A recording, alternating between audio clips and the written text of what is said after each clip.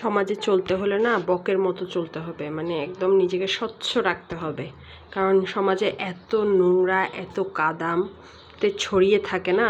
বক যেরকম নিজের নোংরা কাদাটাকে ছড়িয়ে এক সাইডে রেখে দিয়ে নিজের চলা সুন্দর মতো চলে, নিজের গায়ে এক ফোঁটা কাদা লাগতে দেয় না, কোনো কিছু লাগতে দেয় না, সুন্দর নিজের শরীরটাকে পরিষ্কার রেখে নিজের কাজটা সাধ্য করে উদ্ধার করে সুন্দর মতো চলে যায়।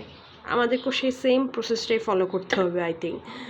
মানে সমাজে এত নোংরা, এত মানুষের এত মতামত, এত চিন্তাধারাকে একদম এক সাইডে রেখে নিজের শরীরটাকে, নিজের মতামতটাকে পরিষ্কার রেখে সুন্দর করে উড়ে যেতে হবে, যাতে আমাদেরকে কেউ কিছু নাই বলতে পারে, আর কারোর বাধা যাতে আমাদেরকে পিছে না টেনে রাখে।